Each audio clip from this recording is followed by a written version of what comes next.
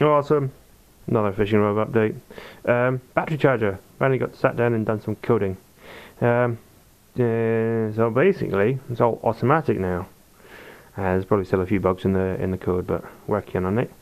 So basically, when you plug the battery in, it measures the voltage. If it's charged, it'll set the charger to discharge through these resistors and increase the resistance. So they're 2 ohm resistors now. So it should draw about 1.85 amps, about 1C roundabouts for these batteries, which means that the batteries heat up less and the resistors heat less when they're discharging, and they just discharge for a bit longer. So less scary.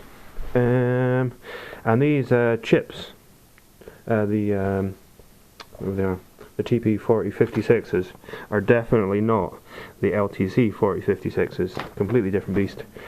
Only a fool wouldn't realise that and spend hours chasing his own tail when he was looking at the wrong data sheet.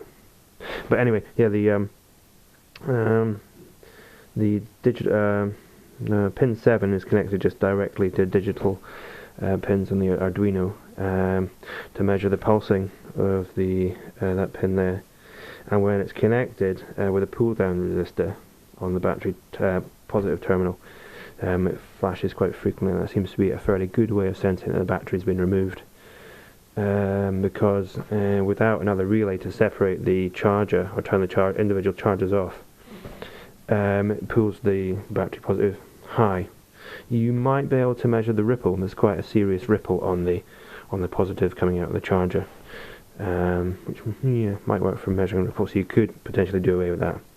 It's just to sense the battery's been removed and charge is complete.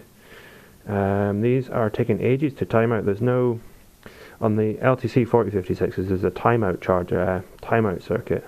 So after you set so long for a charge, it times out.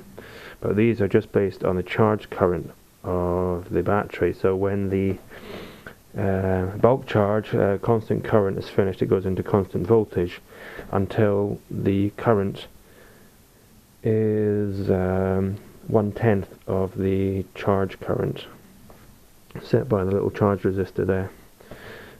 So it's been taking like 4.5 hours to charge the cell once, which is a bit.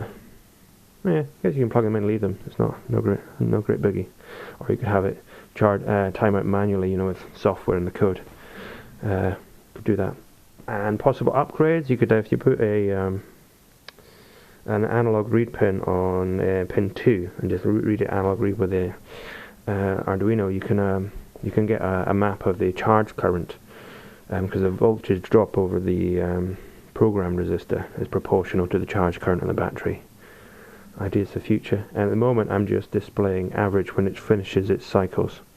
So I'm doing 2 cycles, charge, discharge, charge, discharge, then take an average of the discharge times and then having it recharge and finish once it's recharged the battery for the last time. And then displayed on this little LCD.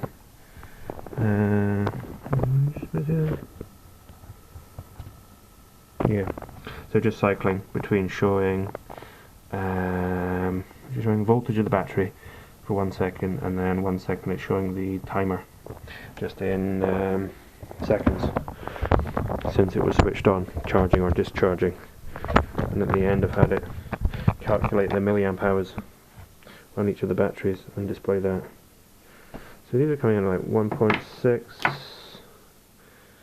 and 1.3, 1, there's 2.3 milliamp hours. So round about the 2 milliamp hour seems to be what we're getting out of these old batteries, and then those ones are all very low, so it's kind of, it's useful. I think I'm getting information. Whether or not it's accurate, I don't know. I'll maybe double check one of these with the iMax B6 charger and see what it says the storage capacity is. That's where I'm at. Progress looks good, and you could add SD cards and charge current curves and stuff, and you could spend days playing with this. Great stuff.